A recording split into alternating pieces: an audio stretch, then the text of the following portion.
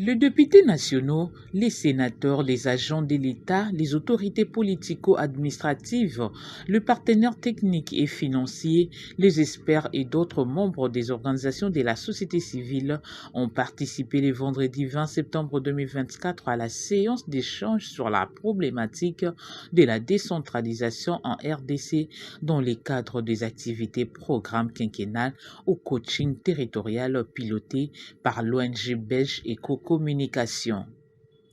Cette séance organisée par l'ONG belge Éco-Communication, l'ASBEL Initiative pour le développement local IDEL et autres organisations de la société civile au siège de la délégation Wallonie-Bruxelles et Kinshasa intervient après 2 jours de formation des agents de la commune, chefs de quartier et des organisations de la société civile de Kimbantseke au coaching territorial sous la facilitation du coach territorial Noël Ngongdo. Dans son mot de bienvenue, Madame Rosette Kabona a, au nom de Monsieur David Tonon, délégué général de Wallonie-Bruxelles-Kinshasa, rappelé que le projet coaching territorial est un des projets du secteur gouvernance qui bénéficie d'un financement pour 5 ans. Des communes sont bénéficiaires de cette action pilote. Il s'agit de la commune de Kimbantseke et la ville de Boma au Congo central.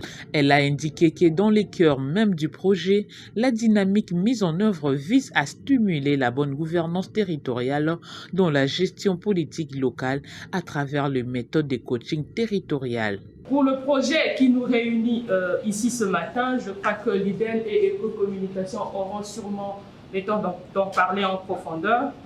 Ce projet va bénéficier d'un financement de 5 années et il a débuté ses actions en 2023. Donc, les 5 prochaines années, le projet va avoir les financements de Wallonie-Bruxelles pour réaliser ses différentes activités. 2 communes ont été identifiées comme prioritaires pour cette action pilote. Il y a la commune de Kimbantseke à Kinshasa et aussi la commune de Boma, dans la province du Congo central. Le responsable de l'ONG belge Éco-Communication, Gilles Gressen, a axé son intervention sur 4 points. Il a indiqué que le projet coaching territorial couvre 4 axes, notamment faire le plaidoyer et la concertation pour une mise en œuvre de la décentralisation en RDC avec tous les parties prenantes. Deuxièmement, former et sensibiliser les acteurs et autorités locales au coaching territorial pour la planification de la cartographie des acteurs.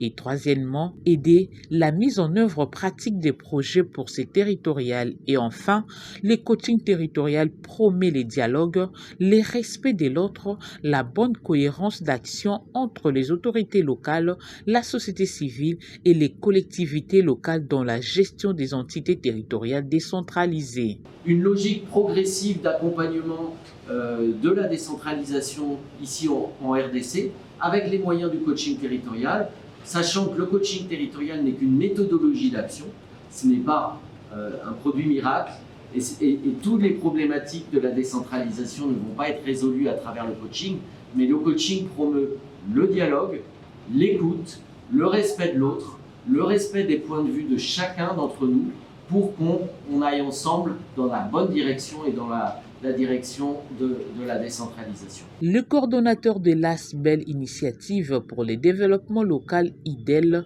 Apollinaire Sokangimbi, s'interroge sur le pourquoi et que faire pour que la décentralisation soit effective en RDC. Tout en rappelant que plus de 15 ans après la mise en œuvre du processus de la décentralisation en République démocratique du Congo, le développement de provinces tard toujours à venir. Nous avons fait appel aux experts en matière de la décentralisation et nous allons parler de la réalité. Ce n'est pas un discours académique. Nous parlons de ce que nous vivons. Ce que nous vivons et ce que nous constatons. C'est ça, la séance d'aujourd'hui. Et qu'est-ce que nous pouvons tirer de ça et qu'est-ce que nous pouvons faire pour que demain les choses changent. Nous avons les honorables députés et notre demande c'est que les députés s'approprient de notre combat pour que demain qu'ils en fassent peut-être une motion, peut-être je ne sais pas, une proposition parce que c'est nécessaire. La question de la décentralisation, elle est nationale. Chez nous, cette question est constitutionnelle. Après ces mots, c'était un débat scientifique et surtout pédagogique qui a permis aux experts, aux députés nationaux, aux sénateurs et aux autorités politico-administratives de partager leur expérience sur la problématique de la décentralisation en RDC et ensuite proposer des pistes de solutions pour que ce processus soit effectif. Ils ont tour à tour indiqué que les entités territoriales décentralisées ne fonctionnent pas faute de moyens, mais plutôt il faut adopter la réalité du terrain pour faire fonctionner et éviter la théorie. Nous sommes tous d'accord. Il y a quelque chose qui ne marche pas dans notre pays. Madame Honorable l'a si bien dit, nous voulons une décentralisation à double vitesse.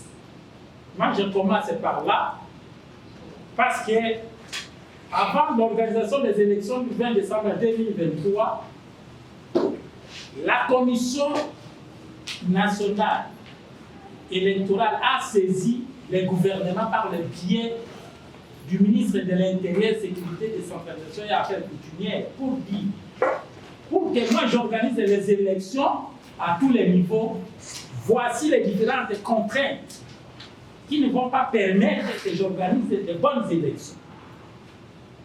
Et moi, j'ai été le directeur choisi pour conduire cette équipe à la CNI et nous avons travaillé avec la CNI pendant 2 semaines.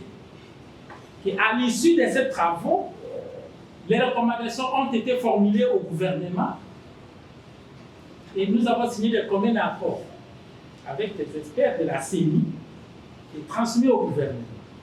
Et en 2022, ces recommandations devraient être exécutées parce que c'est le gouvernement central qui donne la matière à la CNI. Pour une parenthèse, la CNI, c'est une structure qui est une institution qui est indépendante dans l'organisation et son fonctionnement, l'organisation des élections. Mais la matière, c'est le gouvernement qui donne les moyens et la matière pour l'organisation des élections. Par rapport à mes 2 points, le premier point, c'est pour la première fois que j'étais en train de parler de la cellule technique d'appui à la décentralisation. Il faut comprendre qu'à RDC, les dispositifs de mise en œuvre de la décentralisation est régi par un décret. C'est le décret 0806 du 23 mars 2008. Il y a 3 niveaux de mise en œuvre, 3 niveaux de pilotage de la décentralisation. Il y a le président de la République qui préside la conférence des gouverneurs, qui est une loi spécifique. Il y a Madame la Première ministre qui préside le conseil de mise en œuvre de la décentralisation. Et puis il y a les gouverneurs de province qui président le conseil des gouverneurs de province, CGP. La CETAD s'incruste dans le dispositif à travers le Conseil national de mise en œuvre de la décentralisation, qui a 2 structures. Le comité interministériel de pilotage du processus de décentralisation et la CETAD. La CETAD assure donc le secrétariat de ce dispositif. Le secrétariat général gère le personnel, édicte les normes, mais le secrétariat général, c'est une institution, une administration qui est dans le conseil interministériel de mise en œuvre de la décentralisation. Je voulais insister sur cet aspect. Alors, qu'a fait la CETAD? La CETAD existe depuis 2008. N'est-ce pas? 2008.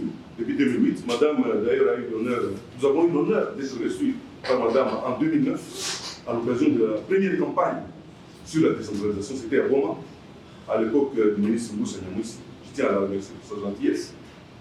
Vous avez été bien encadré. Et j'ai à la fois la gêne quand il est à côté de moi, parce qu'on a fait tellement de promesses, on l'a fait rêver à l'époque.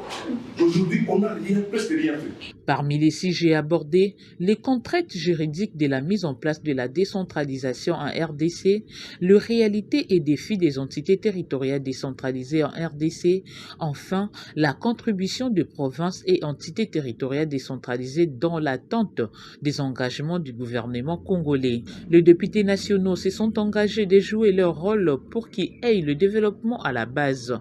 Ils vont accompagner la société civile pour que demain, on parle de la décentralisation effective. Développement à la base.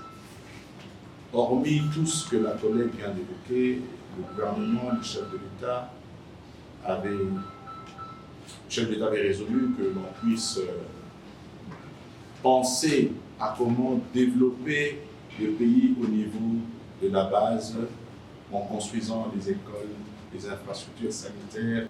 C'est cet esprit d'ouverture qui nous a aussi servi de bouclier. Parce que quand les réseaux sociaux s'en mêlent, on dit les maires ne font rien, le maire n'a pas pu faire ceci que nous lui avons demandé.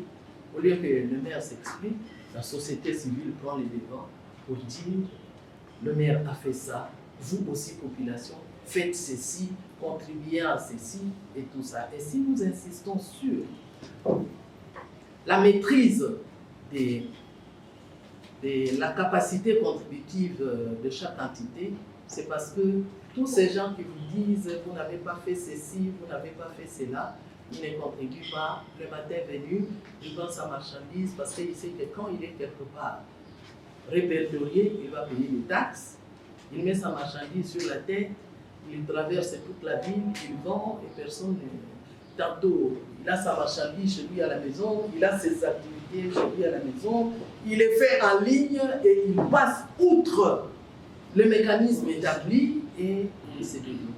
J'étais moi tout à fait émerveillé quand j'ai vu, quand on a nommé la dame, la première ministre, parce qu'elle était ministre du Plan, avant d'être première ministre. Nous avons eu dans ces pays ici 5 chantiers, parce que nous parlons de la continuité de l'exercice de l'État. Il y a eu dans notre pays un programme de développement qu'on appelait 5 chantiers. Le nouveau pouvoir arrive. Pour moi, on devait faire un état des lieux. Il faut continuer le pouvoir. Les 5 chantiers, c'était quoi? Et quand vous suivez des informations d'Ato Congo, à la fin, les journalistes disent où, quand, comment, par qui et pourquoi il faut 5 chantiers. C'était quoi 5 chantiers? On organisait quoi? Où? Dans quelle province? Et quelle est la situation actuelle? Il faut noter que le projet coaching territorial est financé par Wallonie-Bruxelles International dans le cadre de la commission mixte permanente entre la RDC et Wallonie-Bruxelles de 2022 à 2026.